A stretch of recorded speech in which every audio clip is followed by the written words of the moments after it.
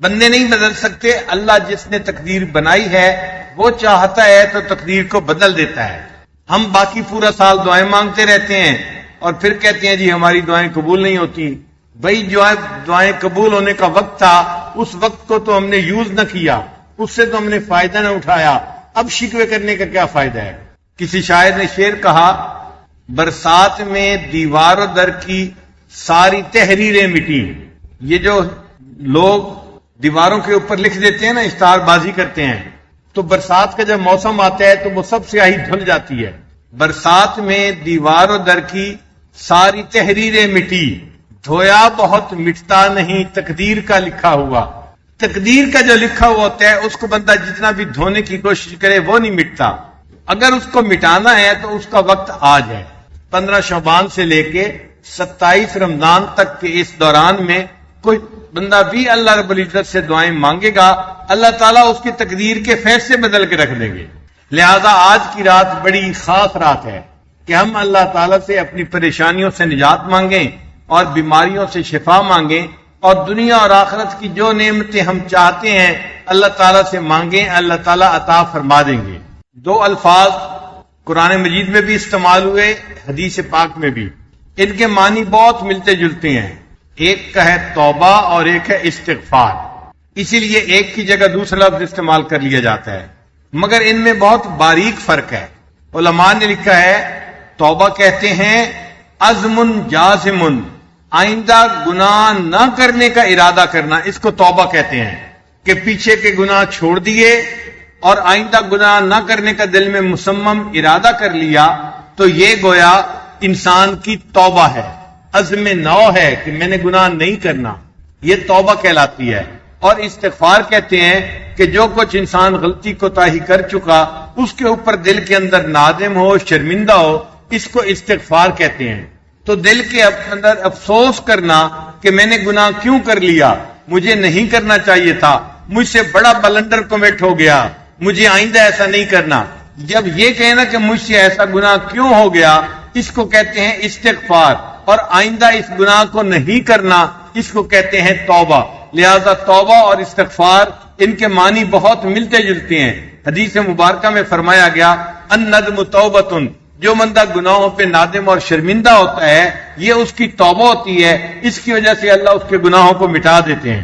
ہر شخص کو اپنی زندگی کے اوپر استغفار کرنا چاہیے، ہر شخص کو۔ اگر کافر ہے تو اپنے کفر سے توبہ کرے اور اپنے گناہوں پہ استغفار کرے، اور اگر وہ مومن ہے تو اپنے گناہوں سے توبہ کرے اور اللہ کے سامنے استغفار کرے۔ کوئی بندہ کہے جی میں تو مومن ہوں اور میں تو کوئی بڑا گناہ نہیں کرتا، اچھا بھائی آپ گناہ نہیں کرتے، مگر آپ جو نماز پڑھتے ہیں غفلت ہو جاتی ہے، باقی زندگی میں غفلت کے لمحات گزرتے ہیں، اس کے اوپر استغفار کرنے کی ضرورت ہے۔ اگر کوئی کہے کہ میں تو غافل بھی نہیں ہوتا، ہر وقت ہی اللہ کا ذکر کرتا رہتا ہوں، تو اسے کہا جائے گا کہ اچھا نماز جیسے خشوع اور خضوع کے ساتھ پڑھنی چاہیے، ہم ایسا نہیں پڑھ پاتے، ہمیں اس کے اوپر استغفار کرنا چاہیے۔ کوئی بندہ اگر یہ کہے کہ میں تو جی نماز بھی بڑے خشوع خضوع سے پڑھتا ہوں، بڑی حضوری سے پڑھتا ہوں، تو میں کس پہ توبہ کروں، اس کو کہا جائے گا کہ نماز جیسے پڑھنے کا حق تھا ہم اس حق کو ادا نہیں کر سکے، ہمیں اس کے اوپر استغفار کرنا چاہیے۔ اور کوئی بندہ یہ دعویٰ نہیں کر سکتا کہ میں نے عبادت ایسے کی جیسے کرنے کا حق تھا، کیونکہ ہمارے آقا اور ہمارے سردار امام الانبیاء حضرت محمد مصطفیٰ احمد مجتبی صلی اللہ علیہ وسلم نے ارشاد فرمایا ما عبدنا کا حق کا عبادتک، اے اللہ جیسے عبادت کرنے کا حق تھا میں حق ادا نہیں کر سکا۔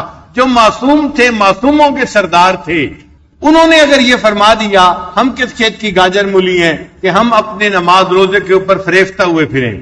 اس لیے کوئی بندہ گنہگار ہے یا نیک ہے، ہر بندے کو اپنی حالت کے اوپر استغفار کرنا ہے کہ مجھے ایسی زندگی نہیں گزارنے کا موقع ملا جو مجھے گزارنی چاہیے تھی۔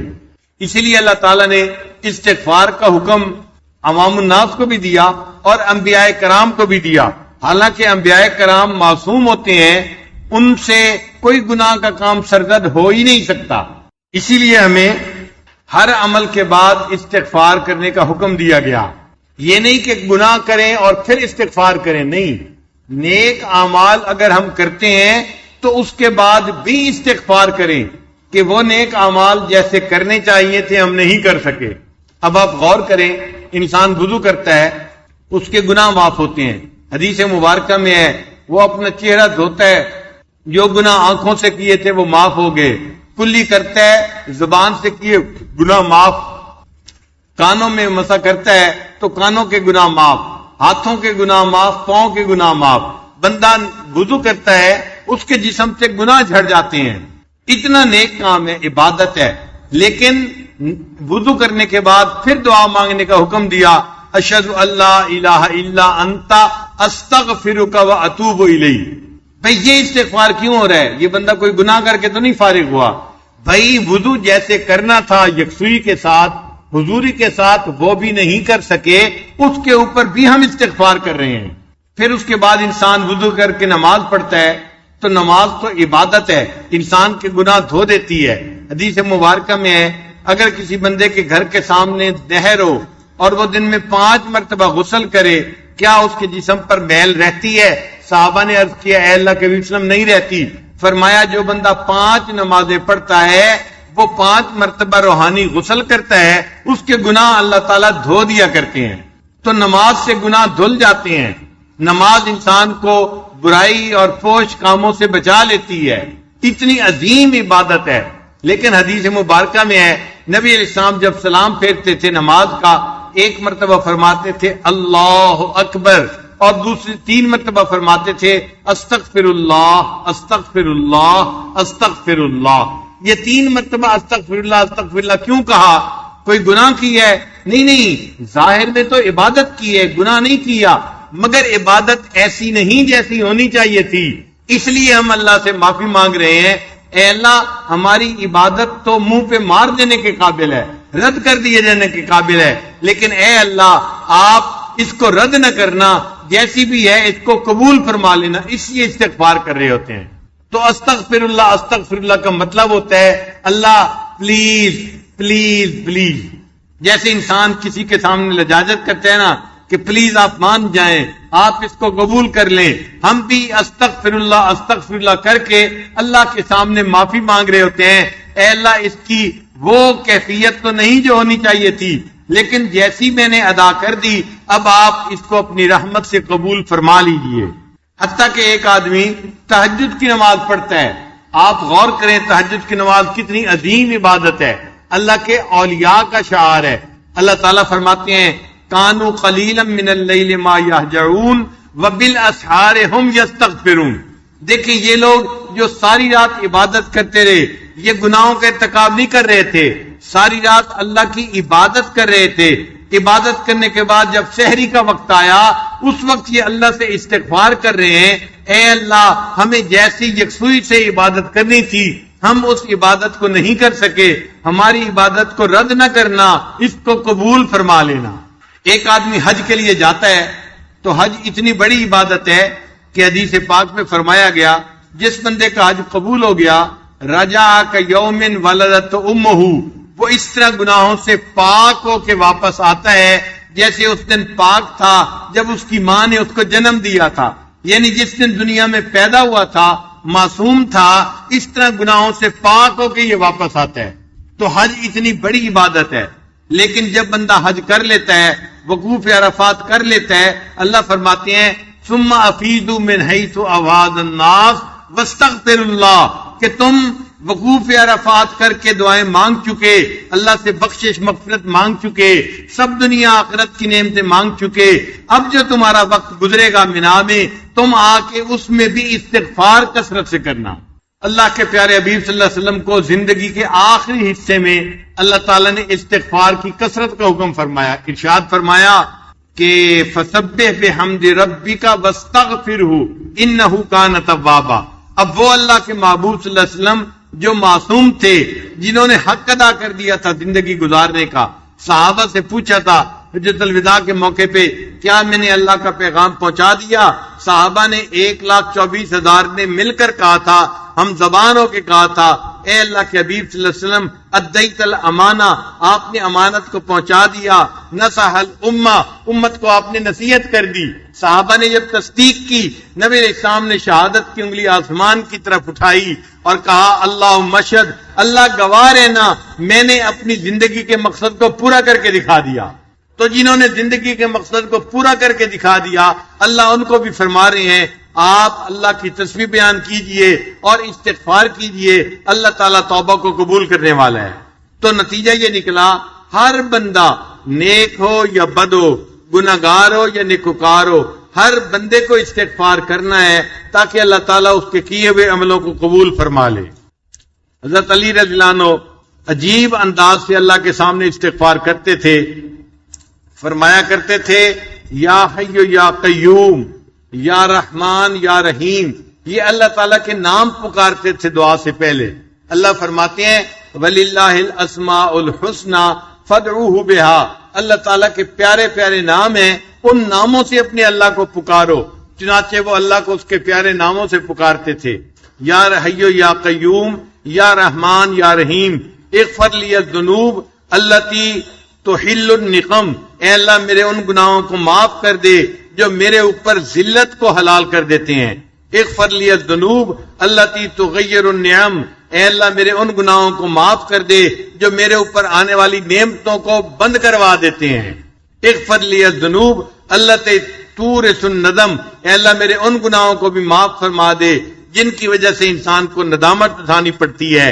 اغفر لی الذنوب التی تحبس القسم، اے اللہ میرے ان گناہوں کو بھی معاف فرما دے جس کی وجہ سے تیری رحمتیں بندوں پر تقسیم کرنی بند کر دی جاتی ہیں۔ اغفر لی الذنوب، اللہ میرے ان گناہوں کو بھی معاف کر دے الذی تنزل البلاء، کہ جس کی وجہ سے بلائیں نازل کر دی جاتی ہیں۔ اغفر لی الذنوب، اللہ میرے ان گناہوں کو بھی معاف کر دے التی تحتک العصم، کہ جس کی وجہ سے انسان کے اوپر سے عصمت کو اٹھا لیا جاتا ہے اور انسان گناہوں کا ارتکاب کرتا ہے۔ اغفر لی الذنوب، میرے ان گناہوں کو معاف کر دے توجل الفنا، جو فنا کو جلدی لے آتی ہے۔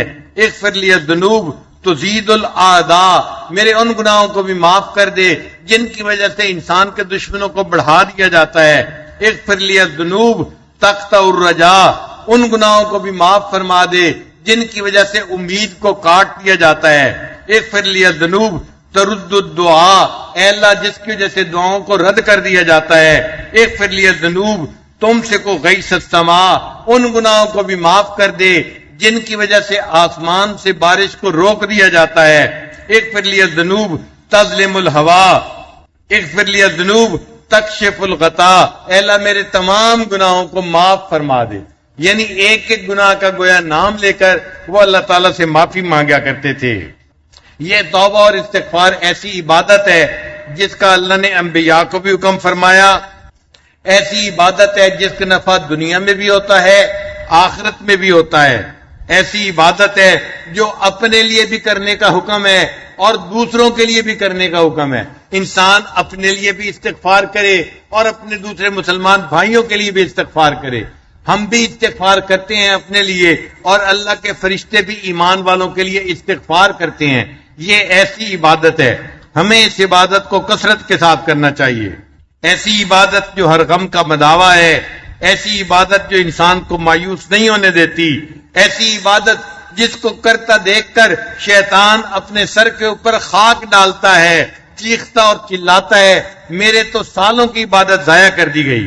اپنی حالت پہ نادم ہونا، اپنے گناہوں پہ شرمندہ ہونا اور محبوب کو منانے کی فکر ہونا اور یوں کہنا کہ میرے رب میں مجرم ہوں مجھے معاف فرما دے، اس کو استغفار کہتے ہیں۔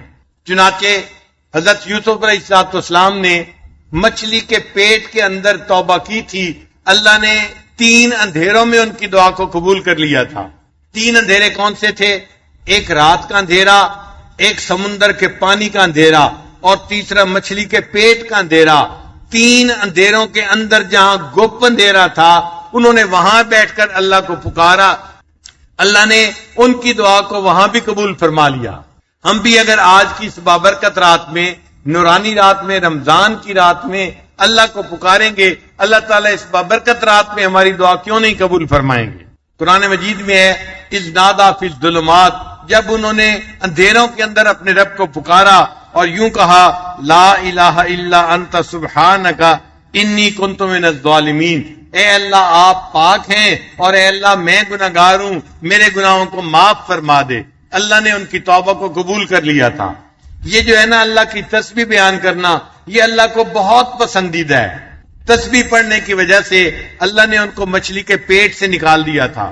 اللہ تعالیٰ قرآن مجید میں فرماتے ہیں فلولا انہ کان من المسبحین، کہ اگر یوسف علیہ السلام اللہ کی تسبیح نہ پڑھتے للبث فی بطنہ الی یوم یبعثون، وہ قیامت تک مچھلی کے پیٹ کے اندر رہتے۔ انہوں نے اللہ کی تسبیح بیان کی، اللہ نے مچھلی کے پیٹ سے نکال دیا۔ اگر یونس علیہ السلام نے مچھلی کے پیٹ میں اللہ کی تسبیح بیان کی تھی، اللہ نے ان کو مچھلی کے پیٹ سے نکال دیا تھا۔ ہم بھی گناہوں کی مچھلی کے پیٹ میں گھسے ہوئے ہیں، ہم باہر نہیں نکل پا رہے۔ آج کی اس رات میں ہم اللہ کی تسبیح بیان کریں گے اور اللہ کو پکاریں گے، اللہ تعالیٰ گناہوں کی مچھلی کے پیٹ سے ہمیں بھی نجات عطا فرما دیں گے۔ دنیا کا گھر بنانے کے لیے لوگ کتنی مشقتیں اٹھاتے ہیں، کبھی بینکوں سے قرضہ، کبھی لوگوں سے قرضہ، کبھی بزنس والوں سے قرضہ، یوں پیسہ اکٹھا کر کر کے اپنے گھر بناتے ہیں، اور جب گھر بنتا ہے تو کھڑے ہو کے بنواتے ہیں کہ بنانے والے چیزوں کی پرپورشن میں کوئی کمی بیشی نہ کر دیں۔ بعض لوگ تو کہتے ہیں ہم نے تو جی مکئی کی چھلی کھا کے گھر بنوایا۔ مکئی کی چھلی کھا کے گھر بنانے کا کیا مطلب؟ کھانا کھانے کی فرصت نہیں ملتی، بس وہ چھلی منگا لی اور وہیں بیٹھے بیٹھے اس کو کھا لیا، اور اس طرح وہ مجاہدے سے اپنا گھر بنواتے ہیں۔ اگر اتنی مشقتیں اٹھا کے دنیا کا فانی گھر انسان بنواتا ہے، اگر کوئی بندہ چاہے اللہ میرا جنت میں گھر بنا دے، اس کو اس کے لیے کتنی محنت کرنے کی ضرورت ہے؟ کیا ہم آخرت کا گھر بنانے کے لیے اللہ کے سامنے دو آنسو نہیں بہا سکتے؟ اللہ تعالیٰ کی منت سماجت کیوں نہیں کر سکتے کہ اللہ آج کی رات میں ہمارے لیے جنت میں گھر بنانے کا فیصلہ فرما دے؟ استغفار شیطان کی کمر کو توڑ دیتا ہے اور شیطان خائب و خاسر ہو جاتا ہے، اور اللہ تعالیٰ بندے کی مراد کو پورا کر دیتے ہیں۔ حسن رضی اللہ تعالیٰ عنہ کے پاس ایک بندہ آیا، کہنے لگا حضرت بڑا گنہگار ہوں، کوئی عمل بتا دیں۔ فرمایا استغفار کرو۔ پھر تھوڑی دیر بعد اور بندہ آ گیا، حضرت بڑے دنوں سے بارش نہیں ہوئی، کوئی عمل بتا دیں۔ فرمایا بھائی استغفار کرو۔ ایک بندہ آیا، حضرت میرے پاس مال پیسے کی کمی ہے، تنگی میں گزارا ہو رہا ہے، کوئی عمل بتا دیں اللہ مال میں برکت ڈال دیں، زیادہ مال عطا فرما دیں۔ فرمانے لگے بھائی استغفار کرو۔ ایک بندہ آیا، حضرت میری اولاد نرینہ نہیں ہے، دعا کریں اللہ مجھے بیٹا عطا فرمائے۔ حضرت نے فرمایا بھائی استغفار کرو۔ پھر ایک بندہ آیا، حضرت میرا باغ ہے، دعا کرو اس کا پھل اچھا ہو جائے۔ فرمایا بھائی استغفار کرو۔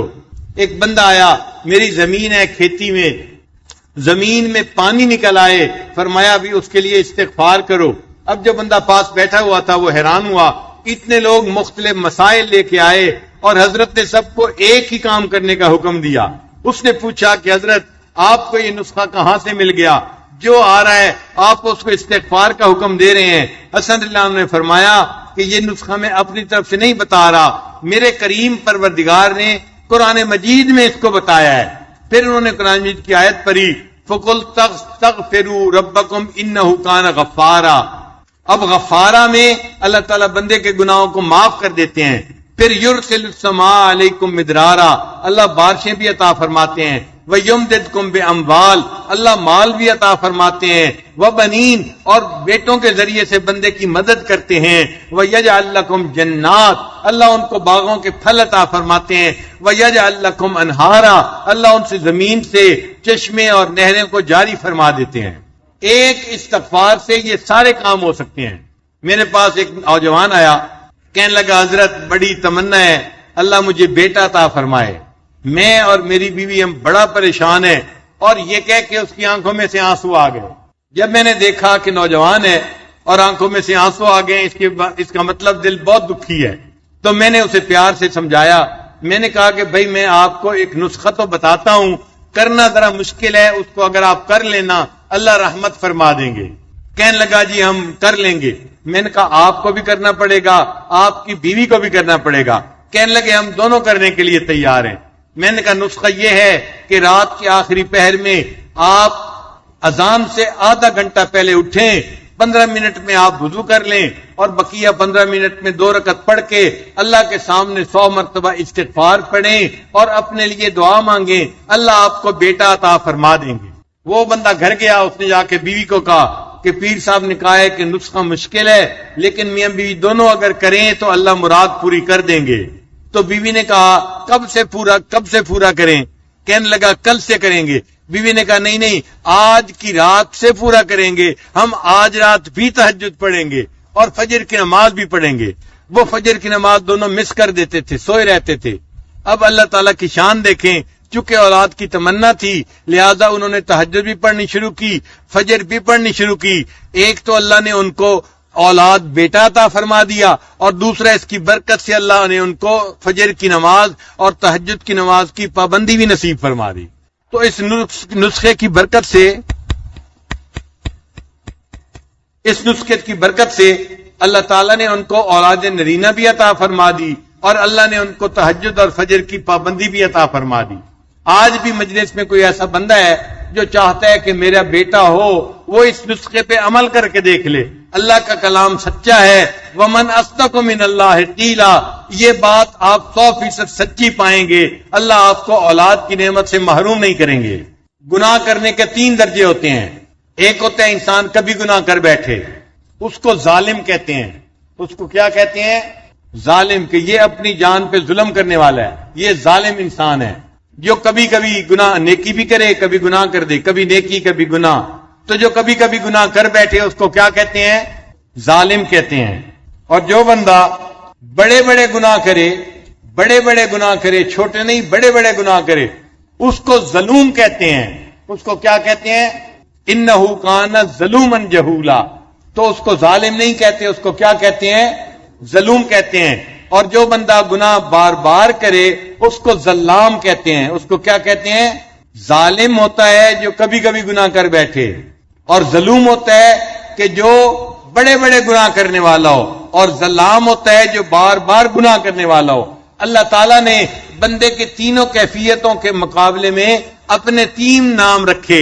ایک نام اللہ کا ظالم کے مقابلے میں ہے، اس کو غافر کہتے ہیں، کہ جو بندے گناہ کرے کبھی کبھی اللہ اس کے ان گناہوں کو معاف فرما دے۔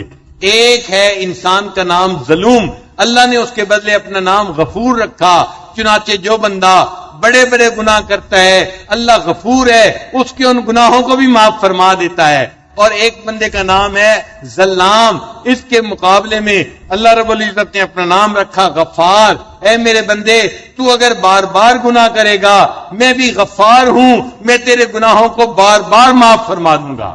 اس لیے جب بندے سے گناہ سرزد ہو جائے تو اس کے لیے ایکسکیوز نہ دے اللہ کو، بلکہ گناہوں کو تسلیم کر کے اللہ سے معافی مانگے۔ ابو عثمان رحمت اللہ علیہ فرماتے ہیں کہ یقال، یہ کہا گیا، ان آدم علیہ السلام سائدہ بخمسۃ اشیاء، حضرت آدم علیہ السلام 5 باتوں کی وجہ سے سعادت پا گئے۔ کتنی باتوں کی وجہ سے سعادت پا گئے؟ 5 باتوں کی وجہ سے۔ پہلی بات، اعتراف بالذنب، انہوں نے اپنے گناہ کا اعتراف کر لیا۔ اے اللہ، مجھ سے گناہ سرزد ہو گیا ہے، میں اس کا اعتراف کرتا ہوں۔ اور دوسرا، وندم علیہ، اور اس گناہ کے ہونے پر وہ نادم ہوئے، پریشان ہوئے، پشیمان ہوئے، یہ دوسری بات تھی۔ اور تیسرا، ولام نفسہ، اور انہوں نے اپنے نفس کو ملامت کیا کہ یہ میرا نفس ہے جس کی وجہ سے یہ غلطی سرزد ہو گئی، تو اپنے نفس کو ملامت کی۔ اور چوتھا، وسارع الی التوبۃ، اور توبہ کی طرف انہوں نے توبہ کرنے میں جلدی کی، دیر نہیں کی۔ اور 5ویں بات، ولم یقنط من الرحمہ، اللہ کی رحمت سے وہ مایوس نہیں ہوئے۔ ان 5 باتوں کی وجہ سے اللہ نے ان کی بھول کو معاف کر دیا اور وہ سعادت پانے والوں میں شامل ہو گئے۔ شیطان نے بھی گناہ کیا تھا مگر اس نے 5 غلطیاں کر لیں، اور ان غلطیوں کی وجہ سے وہ ہمیشہ کے لیے اللہ سے دربار سے دھتکار دیا گیا۔ شیطان نے کون سی غلطیاں کی تھیں؟ پہلی بات، وشقا ابلیس بخمسۃ اشیاء لم یقر بالذنب، ایک تو اس نے گناہ کا اقرار نہیں کیا، ولم یندم، دوسرا وہ نادم نہیں ہوا، تیسرا ولم یلم نفسہ، اس نے اپنے نفس کو ملامت نہیں کی، پھر چوتھی بات بل اضاف الی ربہ، اس کو اپنے رب کی طرف جو ہے اس کی مضاف کر دیا۔ اور پانچویں بات فلم یتوب، اور اس نے توبہ نہیں کی، وقانت من الرحمہ، اور اللہ کی رحمت سے مایوس ہو گیا، اللہ نے اسے اپنے دربار سے ہی دھکا دے دیا۔ تو آج کی رات ہمیں اپنے رب سے اپنے گناہوں کی معافی مانگنی ہے اور اپنے نیک اعمال کی کمی کوتاہی پر بھی معافی مانگنی ہے، تاکہ اللہ تعالی ہمارے گناہوں کو معاف کر دے اور ہماری یہ توبہ کے دروازے کو کھول دے۔ قرآن مجید میں اللہ تعالی ارشاد فرماتے ہیں قل یا عبادی الذین اسرفوا علی انفسہم، فرما دیجئے اے میرے بندو۔ یہاں پر ذرا غور کیجئے کہ وہ لوگ جنہوں نے گناہ کیے، اللہ ان کو خطاب کرنے کی بات کر رہے ہیں، تو یوں بھی فرما سکتے تھے ان بندوں سے کہہ دو کیونکہ انہوں نے گناہ کیے۔ ہم نے دنیا میں دیکھا ہے باپ اگر بیٹے سے کسی غلطی کی وجہ سے ناراض ہو تو بیوی کو کہتا ہے اسے کہو سیدھا ہو جائے، اسے کہو سیدھا ہو جائے۔ دیکھا بات کا انداز، بات میں اجنبیت ہوتی ہے جیسے تعلق ہی کوئی نہیں ہے، اسے کہو سیدھا ہو جائے ورنہ میں اسے گھر سے نکال دوں گا۔ اللہ نے گناہ کرنے والوں کو ایسے نہیں کہا کہ انہیں کہو یہ توبہ کر لے، اللہ نے فرمایا قل، میرے محبوب فرما دیجئے یا عبادی، اے میرے بندو۔ سبحان اللہ، اتنے بڑے گناہ ہونے کے بعد اللہ نے اپنی نسبت سے معروم نہیں کیا، اے میرے بندو۔ ابھی بھی اللہ میرے کا لفظ استعمال فرما رہے ہیں، اے میرے بندو۔ الذین اسرفوا علی انفسہم، جنہوں نے اپنی جانوں پر ظلم کیا، لا تقنطوا من رحمت اللہ، اللہ کی رحمت سے مایوس نہ ہونا، انہ یغفر الذنوب جميعا، وہ تمام گناہوں کو بخشش کرنے والا ہے، انہ هو الغفور الرحیم، بے شک بڑا غفور بھی ہے اور بڑا رحیم بھی ہے۔ لہذا چور ہو یا ڈاکو ہو، شرابی ہو یا زانی ہو، جھوٹا ہو فریبی ہو، جواری ہو نشئی ہو، ظالم ہو قاتل ہو، بدکار ہو اور خائن ہو، مشرک ہو یا کافر ہو، کوئی بھی ہو، اگر وہ توبہ کرے گا اللہ تعالیٰ اس کی توبہ کو قبول فرما لیں گے۔ بعض لوگ اپنے گناہوں سے تنگ آ کے کہتے ہیں جی میں تو دعا مانگتا ہوں اللہ مجھے موت دے دے۔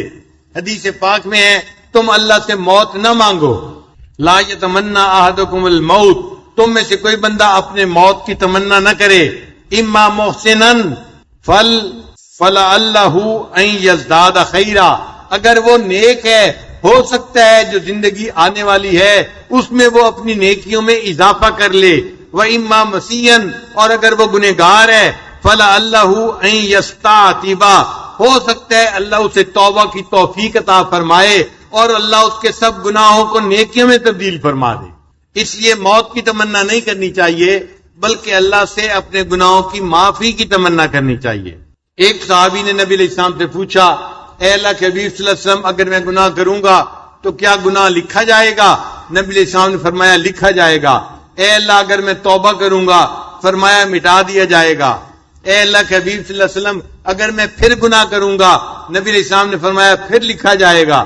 اس نے کہا پھر توبہ کروں گا، فرمایا پھر مٹا دیا جائے گا۔ اس نے کہا پھر گناہ کروں گا، فرمایا پھر لکھا جائے گا۔ اس نے کہا کیا پھر توبہ کروں گا تو مٹا دیا جائے گا؟ نبی علیہ السلام نے فرمایا ہاں پھر مٹا دیا جائے گا۔ ولا یمل اللہ حتی تملو، اللہ اس وقت تک نہیں تھکتا جب تک کہ تم توبہ کرتے کرتے نہیں تھک جاتے۔ جب اللہ معاف کرتے ہوئے نہیں تھکتے، ہم معافی مانگتے ہوئے کیوں اللہ سے تھک جاتے ہیں؟ تو ہمیں چاہیے آج کی رات میں اللہ سے خوب یقین کے ساتھ معافی مانگیں تاکہ اللہ ہمارے قصوروں کو معاف کر دے اور ہمیں اللہ تعالیٰ اپنے معاف کیے ہوئے گنہگار بندوں میں شامل فرما دے۔ قرآن مجید میں ہے فَفِرُّوا إِلَى اللَّهِ، اللہ کی طرف فرار اختیار کرو، دوڑو اللہ کی طرف۔ ہم اللہ کی طرف بھاگیں آج کی رات میں، اے اللہ ہم آپ کی بخشش کی طرف بھاگ کے آ رہے ہیں، ہمیں آپ کی رحمت چاہیے، بخشش چاہیے، اے اللہ ہمیں اپنی بخشش اور رحمت سے نواز دیجیے گا۔ ایک شاعر نے عجیب شعر کہا ہے سنبھل کر یوں تو ہم گزرے کسی کی راہ میں لیکن، سنبھل کر یوں تو ہم گزرے کسی کی راہ میں لیکن، کچھ ایسے بھی مقام آئے کہ گر پڑنا ہی کام آیا، کچھ ایسے بھی مقام آئے کہ گر پڑنا ہی کام آیا۔ بس آج کی رات میں ہم اللہ کی چوکھٹ کے اوپر گر پڑے، اے اللہ آج ہم نے آپ کو بنا کے اٹھنا ہے، اتنی بابرکت رات ہے، آپ نے اس رات میں مغفرت نہ کی تو کب مغفرت ہوگی، لہذا آج ہم آپ سے مغفرت کا فیصلہ کروا کے ہی واپس جائیں گے۔ کشف المحجوب میں علی اجویری رحمۃ اللہ لکھتے ہیں کہ ایک بزرگ تھے، وہ فرماتے ہیں مجھ سے ایک دفعہ گناہ ہو گیا، میں نے توبہ کی، پھر گناہ ہو گیا، پھر توبہ کی، پھر گناہ ہو گیا، پھر توبہ کی، گناہ ہوتا رہا، میں اللہ سے معافی مانگتا رہا۔ وہ کہتے ہیں کہ میں نے 70 دفعہ وہ گناہ کیا، جب 70ویں دفعہ پھر میں نے معافی مانگی، اللہ نے 71ویں دفعہ اس گناہ کو کرنے سے میری حفاظت فرما لی، پھر میں نے پوری زندگی اس گناہ کو کبھی نہیں کیا۔ کنز المال کی حدیث ہے، نبی علیہ السلام نے ارشاد فرمایا ان اللہ یحب الشاب التائب، اللہ تعالیٰ نوجوان توبہ کرنے والے کو بہت پسند کرتے ہیں، اس سے محبت کرتے ہیں۔ یہ نوجوان ہے اور میرے سامنے رو رو کے معافی مانگ رہا ہے، یہ بندہ اللہ تعالیٰ کو پیارا لگتا ہے، اللہ اس کو اپنا محبوب بنا لیتے ہیں۔ اس لیے جو بندہ استغفار کی کثرت کرتا ہے وہ مستجاب الدعوات بندوں میں شامل ہو جاتا ہے۔ مستجاب الدعوات کس کو کہتے ہیں؟ وہ بندہ جس کی ہر دعا قبول ہو جائے، تو جو کثرت سے استغفار کرتا ہے اس کی ہر دعا کو اللہ قبول فرماتے ہیں۔ چنانچہ کتابوں میں امام احمد بن حنبل رحمۃ اللہ کا واقعہ لکھا ہے، ایک مرتبہ انہوں نے ایک شہر سے دوسرے شہر جانے کا ارادہ کیا اور ساتھ یہ بھی سوچا میں کسی کو ساتھ سفر میں کیا لے کے جاؤں، بس تھوڑی سی کوئی چیز ہے تھیلے میں ڈال لیتا ہوں اور خود ہی دوسرے ملک شہر سے ہو کے واپس آ جاؤں گا۔ چنانچہ امام صاحب نے اپنا تھیلا لیا، اس میں تھوڑی ضرورت کی چیزیں ڈالیں اور سفر پر روانہ ہو گئے۔ جب کافی سفر کر لیا، رات کا وقت آ گیا، امام صاحب نے سوچا میں کسی کے گھر جا کر اس کو مہمان نوازی کے لیے کیوں ریکویسٹ کروں، بہتر ہے کہ میں مسجد میں سو جاؤں گا اور صبح کی نماز پڑھ کے پھر سفر شروع کر دوں گا۔ تو امام صاحب ایک مسجد میں آ گئے، جب انہوں نے وہاں عشاء کی نماز پڑھ لی تو مسجد کا خادم آیا اور کہنے لگا بڑے میاں آپ یہاں سے اٹھیں اور گھر جائیں، کیونکہ مجھے مسجد کو لاک کرنا ہے، بند کرنا ہے، چوری ہو جاتی ہے۔ امام صاحب مسجد کے ہال سے نکل کے باہر سین میں آ کے بیٹھ گئے۔ اس نے دیکھ لیا کہ یہ بوڑھا اندر سے اٹھ کے باہر آ گیا ہے، اس کا جانے کا ارادہ نہیں لگتا۔ اب اس کے آواز کے اندر سختی آ گئی، اس نے کہا کہ بڑے میاں میں نے آپ کو کہا نہیں ہے، آپ میری بات سمجھ کیوں نہیں رہے، آپ مسجد کو خالی کریں، مجھے تالا لگانا ہے، مجھے جانا ہے، مجھے گھر جانا ہے، مجھے بھی سونا ہے، اتنی دیر ہو گئی آپ جا کیوں نہیں رہے۔ امام صاحب جو ہیں حیران ہوئے کہ یا اللہ یہ تیرا کیسا بندہ ہے، مجھے تیرے گھر میں رات گزارنے کا موقع ہی نہیں دے رہا۔ سوچنے لگے شاید مجھ سے کوئی غلطی سرزد ہو گئی جس کی وجہ سے اللہ کا یہ بندہ میرے ساتھ ناراض ہو رہا ہے، مجھے ڈانٹ ڈپٹ کر رہا ہے اور مجھے مسجد سے نکالنے کے لیے تیار ہے۔ اتنے میں اس خادم نے کہا بڑے میاں اگر آپ نہیں جائیں گے میں آپ کی گٹری اٹھا کے باہر پھینک دوں گا اور آپ کو دھکے دے کے نکال دوں گا۔ تو امام صاحب نے اس کے تیور دیکھے، انہوں نے سامان اٹھایا اور خود ہی مسجد سے باہر نکل آئے۔ جیسے ہی مسجد کے باہر نکلے انہوں نے دیکھا کہ مسجد کے دروازے کے بالکل ساتھ ایک نان بائی کی دکان تھی۔ ایک نوجوان تھا جو روٹی پکاتا تھا، جیسے افغانی روٹی لوگ خریدتے ہیں نا، حرم میں مکہ مکرمہ مدینہ منورہ میں تنور لگے ہوئے ہوتے ہیں، لوگ روٹیاں پکا رہے ہوتے ہیں اور حاجی لوگ وہاں سے روٹی خرید کے لاتے ہیں، وہ بھی اسی طرح کا جو ہے وہ روٹی کا تنور تھا۔ امام صاحب نے سوچا کہ سردی کی رات ہے، بہتر ہے کہ میں تنور کے پاس بیٹھ کے گزار لیتا ہوں، پھر فجر کی نماز پڑھ کے میں چلا جاؤں گا۔ امام صاحب نے اس نان بائی سے اجازت لی، وہ بڑا خوش ہوا، بڑے میاں آئیں آپ بھی یہاں بیٹھ جائیں، مجھے بھی کمپنی مل جائے گی اور میں اکیلا ہوں کام کرنے والا، تو آپ آ کے یہاں وقت گزار لیں۔ امام صاحب اس کے قریب جا کر بیٹھ گئے اور اس کو دیکھنے لگ گئے۔ امام صاحب نے دیکھا کہ وہ نوجوان جب بھی روٹی کا آٹے کا پیڑا بناتا تو استغفر اللہ کہتا، پھر اس کی روٹی بناتا استغفر اللہ کہتا، پھر روٹی کو تنور میں لگاتا استغفر اللہ کہتا، پھر جب روٹی پکی ہوئی باہر نکالتا استغفر اللہ کہتا، ہر بات پہ وہ استغفر اللہ پڑھتا رہا۔ امام صاحب نے جب دیکھا 1 گھنٹہ کہ یہ ہر بات پہ استغفر اللہ پڑھ رہا ہے، امام صاحب نے مسکرا کے محبت سے اس کی طرف دیکھا تو نوجوان نے پوچھا بڑے میاں آپ مجھے مسکرا کے محبت سے کیوں دیکھ رہے ہیں؟ امام صاحب نے فرمایا اس لیے کہ آپ اتنا کثرت سے استغفار کر رہے ہیں۔ اس نے کہا میری 10 سال سے عادت ہے، میں روٹی پکاتے ہوئے ہر وقت استغفار میں مشغول رہتا ہوں اور میری زندگی میں استغفار کی بڑی کثرت ہے۔ امام صاحب نے پوچھا اچھا یہ بتاؤ اگر 10 سال سے استغفار کی کثرت کرتے ہو تم نے اپنی زندگی میں کیا خاص بات دیکھی؟ اس نے کہا کہ میں نے خاص بات یہ دیکھی جو بھی دعا مانگتا ہوں اللہ میری دعا کو ہمیشہ قبول فرما لیتے ہیں۔ اللہ نے استغفار کی برکت سے مجھے مستجاب الدعوات بنا دیا ہے۔ جب اس نے یہ کہا تو امام صاحب نے اس سے کہا اچھا واقعی 10 سال میں تیری ہر دعا قبول ہوئی ہے؟ تو وہ نوجوان سوچنے لگ گیا، کہنے لگا 10 سال میں میری ہر دعا قبول ہوئی سوائے ایک دعا کے، وہ قبول نہیں ہوئی، اس کے قبول ہونے کے انتظار میں ابھی بھی میں ہوں۔ امام صاحب نے پوچھا وہ کون سی دعا تو نے مانگی جو ابھی تک قبول نہیں ہوئی؟ کہنے لگا میرے بیوی بچے ہیں، میں کام چھوڑ کے جا نہیں سکتا، مجھے روزانہ یہاں ڈیوٹی دینی ہوتی ہے، لیکن میں نے سنا ہے امام احمد بن حنبل اللہ کے بڑے نیک ولی بزرگ ہیں، بڑے فقیہ ہیں، بڑے محدث ہیں، میرے دل میں تمنا تھی میں ان کی زیارت کرتا مگر میں نکل نہیں سکتا، چھٹی نہیں کر سکتا۔ میں نے دعا مانگی تھی اللہ مجھے امام احمد بن حنبل کی زیارت کروا دینا، یہ دعا قبول نہیں ہوئی اور اس کے انتظار میں ابھی بھی موجود ہوں۔ امام صاحب نے آگے بڑھ کے نوجوان کو گلے لگا دیا، نوجوان مبارک ہو، اللہ نے تیری دعا کو قبول کر لیا، میرا نام احمد بن حنبل ہے، اللہ نے تجھے مجھ سے ملاقات نصیب فرما دی۔ پھر امام صاحب فرمانے لگے اب مجھے بات سمجھ آئی، اگر میں مسجد میں رات کو سو جاتا اور صبح چلا جاتا نان بھائی سے میری ملاقات نہ ہوتی، اللہ تعالیٰ ملاقات کروانا چاہتے تھے، اللہ نے مسجد کے مؤذن کو جو ہے غصہ دلا دیا اور اس نے مجھے رات کو مسجد سے باہر نکال دیا، یوں مجھے مسجد کے مؤذن جو ہے وہ نان بھائی کے پاس بیٹھنے کا موقع مل گیا اور اللہ نے اس بندے کی دعا کو قبول کر لیا اور میری اس سے ملاقات کروا دی۔ تو جو کثرت سے استغفار کرتا ہے اللہ تعالیٰ اس کو مستجاب الدعوات بنا دیتے ہیں۔ تو بھائی ہم کثرت سے استغفار کی عادت اپنائیں گے نا۔ حدیث مبارک میں ہے طوبی لمن وجد فی صحیفتہ استغفارا کثیرا، اس کے لیے مبارک ہو قیامت کے دن جو بندہ اپنے نام اعمال میں کثرت سے استغفار کا عمل لکھا ہوا پائے گا۔ تو ہمیں توبہ بھی کرنی چاہیے اور گزرے ہوئے گناہوں پہ استغفار بھی کرنا چاہیے۔ علماء نے لکھا ہے کہ توبہ 2 طرح کی ہوتی ہے، ایک ہوتی ہے توبہ انابت اور ایک ہوتی ہے توبہ استحیاء۔ توبہ انابت یہ ہوتی ہے کہ انسان اللہ کے عذاب سے ڈر جائے، جہنم کی آگ سے ڈر جائے، قیامت کے دن کی ذلت سے ڈر جائے اور پھر گناہوں کو چھوڑ دے، یہ توبہ انابت کہلاتی ہے۔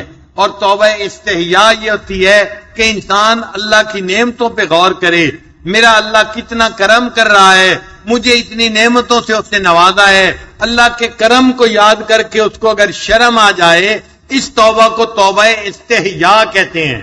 اور ہمیں دونوں طرح کی توبہ کرنی چاہیے۔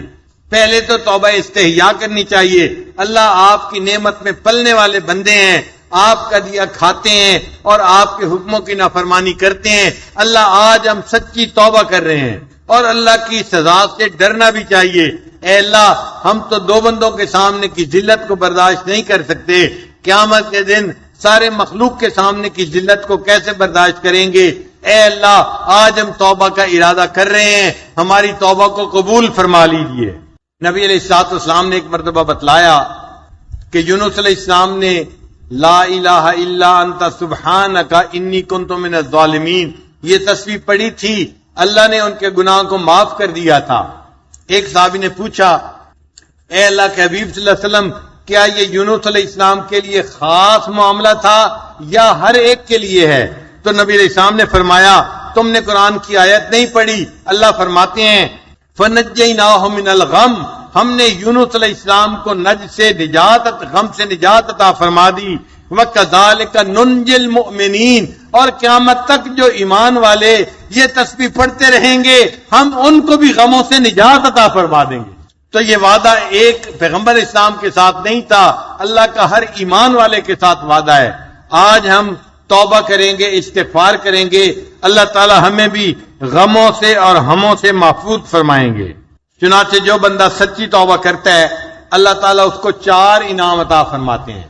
جو بندہ سچی توبہ کرتا ہے اس کو کتنے انعام ملتے ہیں؟ اللہ تعالیٰ اس کو 4 انعام عطا فرماتے ہیں۔ پہلا انعام، اللہ تعالیٰ اس بندے کو اپنا محبوب بنا لیتے ہیں، اپنا بیلوڈ بنا لیتے ہیں۔ یہ پہلا انعام ملتا ہے، کیونکہ اللہ کا فرمان ہے کہ ان اللہ یحب التوابین ویحب المتطہرین۔ اللہ تعالیٰ توبہ کرنے والوں سے محبت فرماتے ہیں، تو توبہ کرنے والا اللہ کا محبوب بن جاتا ہے۔ دوسری بات، اللہ تعالیٰ توبہ کرنے والے بندوں کو گناہوں سے نجات عطا فرماتے ہیں۔ اللہ تعالیٰ فرماتے ہیں التائب من الذنب کمن لا ذنب لہ، حدیث مبارکہ ہے، نبی علیہ السلام نے فرمایا جو گناہوں سے توبہ کرتا ہے وہ ایسے ہو جاتا ہے جیسے اس نے کبھی گناہ کیا ہی نہیں۔ لہذا گناہوں کی وجہ سے نام اعمال، توبہ کی وجہ سے گناہوں کے اعمال نام اعمال سے نجا دیے جاتے ہیں، مٹا دیے جاتے ہیں۔ اور تیسری بات، جو بندہ توبہ کرتا ہے اللہ شیطان سے اس کی حفاظت کرتے ہیں۔ اللہ فرماتے ہیں ان عبادی لیس لک علیہم سلطان، وہ شیطان جو میرے بندے ہیں تیرا ان کے اوپر داؤ نہیں چل سکے گا، تو ان سے کوئی ایسا گناہ نہیں کروا سکے گا کہ وہ میرے دربار سے رد کر دیے جائیں۔ لہذا ایسا بندہ شیطان سے محفوظ ہو جاتا ہے۔ اور جو چوتھا انعام ہے وہ یہ، اللہ اس بندے کو جو توبہ کرتا ہے جنت کی بشارت عطا فرماتے ہیں۔ اللہ تعالیٰ قرآن مجید میں فرماتے ہیں اللہ تخافوا ولا تحزنوا وابشروا بالجنہ، اور ان کو بشارت دے دو جنت کی، تو اللہ تعالیٰ جنت کی بشارت عطا فرماتے ہیں۔ عود کرنا کہتے ہیں لوٹنا، اور عواد کہتے ہیں لوٹنے والے کو، جو بار بار لوٹ کے کوئی کام کرے۔ بنی اسرائیل کا ایک نوجوان تھا، اپنے گناہوں سے بڑا تنگ تھا۔ ایک دن معافی مانگنے لگا تو اسے شرم آئی کہ میں بار بار گناہ کرتا ہوں اور پھر معافی مانگتا ہوں، تو کہنے لگا رب انت و انا، اے اللہ آپ ہیں اور میں ہوں۔ اور پھر کہنے لگا انت عواد بالمغفرہ، اے اللہ آپ مغفرت کے ساتھ بندے کی طرف لوٹتے ہیں، وانا عواد بالذنوب، اور میں بار بار گناہ کر کے آپ کی طرف لوٹتا ہوں۔ یہ کہہ کے اس بندے پہ اللہ کا ڈر اتنا غالب آیا کہ وہ بے ہوش ہو گیا۔ جب ہوش میں آیا تو اسے آواز آئی، اللہ کی طرف سے ہاتف نے اس کو کہا اے بندے اگر تو گناہ کر کے واپس لوٹا ہے میں بھی عواد بالمغفرہ ہوں، میں مغفرت کے ساتھ تیری طرف لوٹتا ہوں، میں نے تیرے سب گناہوں کو معاف کر دیا۔ مدینے کی ایک خاتون تھی، نیک تھی، بوڑھی تھی، اس کا بیٹا نوجوان تھا۔ وہ ماں کی نصیحت پہ عمل نہیں کرتا تھا بلکہ اپنے گناہوں کی زندگی میں لگا ہوا تھا۔ ماں اسے سمجھاتی تھی، نصیحت کرتی تھی، مگر وہ ماں باپ کی ایک کان سے سن کے دوسرے کان سے نکال دیتا تھا۔ اللہ کی شان کہ رمضان کا مہینہ آ گیا۔ ایک اس وقت کے بڑے عالم تھے عامر البنانی رحمت اللہ علیہ، وہ مدینہ طیبہ آئے۔ لوگوں نے ان سے درخواست کی کہ آپ وعظ فرمائیے۔ وہ بڑا مؤثر وعظ کیا کرتے تھے۔ انہوں نے توبہ کے عنوان پہ وعظ کیا اور اس نوجوان نے بھی ان کا وعظ سن لیا۔ جب گھر آیا اب اس کی حالت بدلی ہوئی تھی۔ اپنی ماں کو کہنے لگا امی کیا آپ چاہتی ہیں کہ میں نیک بن جاؤں؟ ماں نے کہا بیٹا میں چاہتی ہوں کہ تو نیک بن جائے۔ کہنے لگا کہ آج میں نے توبہ کی نیت تو کر لی ہے لیکن مجھے بخار محسوس ہو رہا ہے اور مجھے لگتا ہے کہ میری عمر لمبی نہیں ہے، میں جلدی فوت ہو جاؤں گا۔ اب وہ بچہ بیمار ہو گیا۔ ماں نے اس کا علاج معالجہ کیا مگر بیماری بڑھتی گئی، مرض بڑھتی گئی، جوں دوائی کی جاتی مرض اور بڑھ جاتی حتیٰ کہ ایک دن اس بچے کو محسوس ہوا کہ جیسے آج میری جان نکل جائے گی، تو وہ بچہ بڑی حسرت سے رونے لگا۔ ماں نے پوچھا بیٹا اتنی حسرت سے کیوں رو رہا ہے؟ کہنے لگا امی جب جوانی تھی تو میں گناہ کرتا رہا، اب میں کمزور ہو گیا ہوں، بڑھاپا آ گیا، اب میں نے توبہ کر کے نیکی کی زندگی کا ارادہ کر لیا۔ جب طاقت تھی تو گناہ کرتا تھا، اب کمزوری ہو گئی تو اب میں نے توبہ کی نیت کر لی اور نیکی کا ارادہ کیا۔ اب مجھے نہیں پتا کہ میری کتنی زندگی باقی ہے، لیکن امی میری ایک بات مان لینا۔ ماں نے کہا بیٹا کیا بات مانوں؟ کہنے لگا میری بات یہ مان لینا کہ جب میرے آخری سانس آنے لگیں تو اس وقت تو مجھے کلمہ یاد دلانا تاکہ میں کلمہ پڑھ کے اس دنیا سے فوت ہو جاؤں، اور امی جب میری روح نکل جائے اور میں زمین کے اوپر لیٹا ہوا ہوں تو امی اس وقت اپنے جوتے سمیت اپنے پاؤں کو میرے رخسار کے اوپر رکھ دینا اور میرے رخسار کے اوپر جوتوں سمیت اپنے پاؤں کو رکھ کے کہنا اے اللہ یہ وہ نوجوان تھا جو تیرے حکموں کی خلاف ورزی کرتا رہا مگر میں اس کی ماں ہوں، میں اس کی طرف سے استغفار کرتی ہوں، اللہ یہ میرا بیٹا آج زمین کے اوپر ذلت کے ساتھ لیٹا ہوا ہے، میں نے اس کے رخسار کے اوپر اپنا پاؤں رکھا ہوا ہے، اللہ میرے بیٹے کے گناہ کو معاف کر دے۔ ماں نے دعا مانگی، رات خواب میں دیکھا اس کا بیٹا جنت میں پھر رہا ہے اور اس کا چہرہ 14ویں کے چاند کی طرح چمک رہا ہے۔ ماں نے پوچھا بیٹا تیرا یہ حال کیسے ہوا؟ کہنے لگا امی اللہ نے تیری توبہ کو قبول کر لیا اور اللہ نے میرے گناہوں کو معاف کر کے مجھے جنت عطا فرما دی۔ اللہ تعالیٰ اتنے رحیم ہے، اتنے کریم ہے کہ بندے کے گناہوں کو معاف فرما دیتے ہیں۔ توبہ سے متعلق ایک اور عجیب واقعہ ذرا سن لیجئے۔ ابان ابن عیاش رحمت اللہ علیہ انہوں نے یہ واقعہ نقل کیا ہے۔ وہ فرماتے ہیں کہ کنت عند انس رضی اللہ تعالیٰ عنہ فی البصرہ، میں بصرہ میں حضرت انس عنہ کی مجلس میں تھا۔ فخرجت من عنده، جب میں ان کی مجلس سے باہر نکلا تو میں نے دیکھا فاذا بجنازۃ يحملها اربعۃ من المسلمین، میں نے ایک جنازہ جاتے ہوئے دیکھا جس کو صرف 4 بندوں نے اٹھایا ہوا تھا۔ عام طور پر کیسا ہی کمزور بندہ کیوں نہ ہو، جنازے میں 10-20 لوگ 40-50 لوگ ہوتے ہیں، یہ ایسا جنازہ تھا جس کو صرف 4 بندے اٹھا کے لے جا رہے تھے۔ اللہ اکبر۔ وہ فرماتے ہیں جنازۃ لا يحملها الا 4، ایک جنازہ جس کو صرف 4 بندوں نے اٹھایا ہوا تھا اور وہ اس کو قبرستان کی طرف لے کے جا رہے تھے۔ یقول فتبعتها وقلت، میں نے ان کی پیروی کی، یعنی جنازے کے پیچھے چلنے لگا اور میں نے دل میں کہا واللہ لأتبعن هذه الجنازۃ، اللہ کی قسم میں اس جنازے کے پیچھے ضرور چلوں گا۔ جنازۃ ما يحملها الا 4 ولا يتبعها احد، جو جنازہ جس کو 4 بندے لے جا رہے ہیں اور اس جنازے کے پیچھے چلنے والا کوئی ہے ہی نہیں، میں اس کے پیچھے قبرستان تک چلتا ہوں اور جنازے کے پیچھے جانے کی سعادت پاتا ہوں۔ وہ کہتے ہیں کہ فدفناہا، کہ جب قبرستان میں گئے اور 4 بندوں نے اس میت کو دفن کر دیا، وبعد الدفن قلت لهم، دفن کے بعد میں نے ان 4 بندوں کو کہا سبحان اللہ، اللہ پاک ہے، ما شان هذه الجنازۃ، اس جنازے کا کیا حال ہے، ذرا تم مجھے بتاؤ تو صحیح صورتحال کیا ہے کہ صرف 4 بندے جنازے کو لائے اور اس کو انہوں نے دفن کر دیا۔ فقال الرجال، وہ 4 بندے کہنے لگے سل هذه المرأة التي استاجرتنا، اس عورت سے پوچھو جس نے ہمیں مزدوری کے اوپر یہ جنازہ لانے کے لیے چن لیا، سلیکٹ کر لیا۔ اس کا مطلب وہ 4 بھی مزدور تھے جو جنازہ اٹھا کے لائے تھے اور انہوں نے جنازے کو دفن کیا تھا۔ کوئی پڑوسی، کوئی رشتہ دار اس بندے کو دفن کرنے والا نہیں تھا، یہ مزدور تھے جو جنازے کو اٹھا کے لائے تھے اور انہوں نے قبرستان میں جنازہ پہنچایا اور اس کو دفن کیا۔ وہ کہتے ہیں کہ یہ سن کے میں اور حیران ہوا، 4 کلهم مستاجرین، وہ 4 کے 4 مزدور تھے جو اجرت لے کر جنازے کو لائے تھے اور انہوں نے اس کو دفن کیا تھا۔ وہ کہتے ہیں یہ کہنے کے بعد میں ان بندوں کے ساتھ واپس آیا، وہ اس عورت کے گھر تک مجھے لے کر آئے، میں نے اس عورت کا دروازہ کھٹکھٹایا اور کہا یا امت اللہ، اے اللہ کی بندی، اخبرینی ان شان هذه الجنازۃ، مجھے ذرا اس جنازے کی حقیقت تو بتانا، کیا بات ہے، اس کے ساتھ کوئی بھائی نہیں، کوئی رشتہ دار نہیں، کوئی پڑوسی نہیں، کوئی محلے والا نہیں، 4 بندے اور وہ بھی مزدور تھے جنہوں نے اس کو جنازہ کو جو ہے وہ قبرستان میں پہنچایا اور اس کو دفن کر کے واپس آ گئے۔ حقیقت حال کیا ہے، معاملہ کیا ہے؟ جب میں نے یہ پوچھا فقالت، وہ کہنے لگی ھذا جنازۃ ابنی، یہ میرے بیٹے کا جنازہ ہے۔ قلت، تو میں نے کہا وما شانھا، اس بیٹے کا کیا حال کیا تھا؟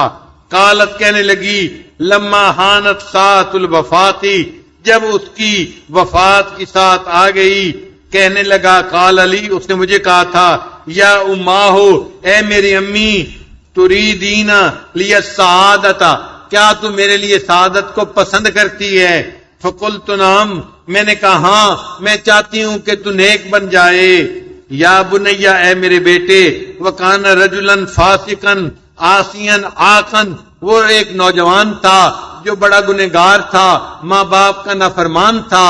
اس نے پھر یہ کہا اماں اگر تو چاہتی ہے کہ میں نیک بن جاؤں، یا اماں، اے میری اماں، اذا حانت ساعت الوفاتی، جب میری وفات کا لمحہ قریب آ جائے، فلکنیدی، تو مجھے کلم بشہادتی، امی مجھے کلمہ شہادت کی تلقین کرنا، ثم اذا متو، پھر جب میں فوت ہو جاؤں، لا تخبری احدن بجنازتی، اللہ محلے کے کسی بندے کو، پڑوسی کے کسی آدمی کو میرے جنازے کی اطلاع مت دینا، فإنہم یعرفون معصیتی، وہ سارے میرے گناہوں کو جانتے ہیں، فإنہم ان عرفوا، اگر وہ جان لیں گے کہ یہ گناہگار میں ہوں جس کا یہ جنازہ ہے، فلن یصلوا علیہ، وہ میرے اوپر جنازہ پڑھنا بھی گوارا نہیں کریں گے، ولیکن ارفعی یدیک الی اللہ، اللہ بس میرے جنازے کو تیار کر کے تو اپنے ہاتھ اللہ کے سامنے اٹھا دینا،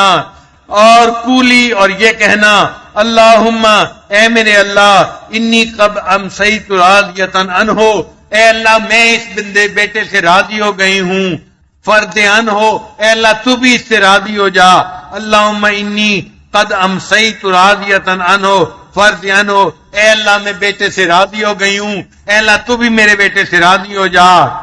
ثم ضحکت المرأۃ، پھر وہ عورت ہنسنے لگ گئی۔ وہ بندہ کہتا ہے کہ میں نے اس سے پوچھا ابان، فقال لها ابان ابن عیاش، ابان ابن عیاش نے اسے کہا ما یضحکک یا امۃ اللہ، اے اللہ کی بندی تو کیوں ہنس رہی ہے؟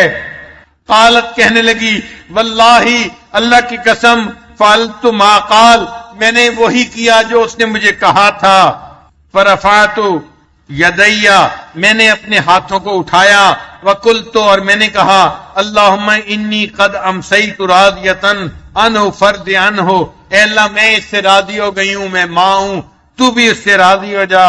فاذا بی اسمع منادیا ینادینی، میں نے ایک منادی کو آواز دیتے ہوئے سنا، وہ کہہ رہا تھا کہ یا اماں ہو، اے اس نوجوان کی ماں، کہ اے میری اماں، وہ نوجوان کو یا مجھے کہہ رہا تھا یا اماں ہو، اے میری امی، قدمت علی رب رحیم کریم، میں نے ایک ایسے رب کے پاس میں پہنچا ہوں جو بڑا رحیم ہے، بڑا کریم ہے، غیر ساخط، وہ مجھ سے ناراض نہیں ہے، علیہ ولا غضبانہ بدعوتک لی، اے اللہ جو تو نے میرے لیے دعا کی تھی اس کی وجہ سے اللہ نے ناراضگی کو معاف کر دیا اور میرا اللہ مجھ سے راضی ہو گیا۔ اب وہ بندہ جس سے اللہ راضی ہو گیا، اب اس کا کوئی جنازہ پڑھتا ہے یا نہ پڑھے، اس کی تو آخرت سنور گئی نا۔ اب ماں نے مزدوروں سے جنازہ اٹھوایا، مزدور نے اس کے جنازے کو جا کے دفن کیا، اور یوں اللہ نے اس بندے کی ماں کی دعا کو قبول کر کے اس بندے کی توبہ کو قبول فرما لیا۔ جو رب اتنا رحیم ہے اور اتنا کریم ہے، ہم اس رمضان کی رات میں اس رب سے بخشش مانگیں گے، یقیناً وہ پروردگار ہمارے گناہوں کو معاف کر دے گا۔ لہذا آج ہم بڑی ہمت کے ساتھ اپنے نفس کو ملامت کریں، اپنے آپ کو ملامت کرتے ہوئے اپنے اللہ کے سامنے نادم ہو کے مانگیں، اے اللہ آج ہم آپ کو منا کے اٹھیں گے، ہم نے دل میں ارادہ کر لیا ہے، اللہ ہماری توبہ کو قبول کر دے اور ہمارے تمام گناہوں کو آج معاف کر دے۔ اتنا جو بڑا مجمع ہے، کوئی تو ہوگا جس کے آنسو اللہ کو پسند آ جائیں گے، کوئی تو ہوگا جس کے اٹھے ہاتھ اللہ کو پسند آ جائیں گے، کوئی تو ہوگا جس کی فریاد اللہ کو پسند آ جائے گی۔ کہتے ہیں کہ ایک اعرابی تھا، اعرابی کہتے ہیں دیہاتی بندے کو، وہ ایک مرتبہ نبی علیہ السلام کے روضہ انور پہ حاضر ہوا اور اس نے عجیب دعا مانگی، کہنے لگا اے اللہ تو میرا مالک ہے، میں تیرا بندہ ہوں، اور نبی علیہ السلام تیرے غلام ہیں اور شیطان تیرا دشمن ہے، اے اللہ اگر تو میرے گناہوں کو معاف کر دے گا تو تیرے محبوب خوش ہو جائیں گے، میں بھی خوش ہو جاؤں گا، اور تیرا دشمن شیطان وہ ناراض ہو جائے گا، وہ افسوس کرے گا کہ وہ مجھے بہکا نہیں سکا، اور اے اللہ اگر تجھے معاف نہیں کرے گا میں بھی پریشان ہو جاؤں گا، اور آپ کے حبیب صلی اللہ علیہ وسلم کو بھی قیامت کے دن افسوس ہوگا، اور اے اللہ شیطان کو خوش ہو جائے گا کہ آپ نے میری مغفرت نہیں فرمائی۔ اے اللہ اب آپ فیصلہ کر لیں، آپ نے شیطان کو خوش کرنا ہے یا اپنے محبوب کو خوش کرنا ہے؟ میں تو معافی مانگنے کے لیے آپ کے محبوب کے روضے کے اوپر حاضر ہو گیا ہوں۔ اور پھر اس نے عجیب بات کہی، کہنے لگا اے اللہ ہم عرب ہیں، ہمارے ہاں جب کوئی امیر بندہ فوت ہو جاتا ہے اس کی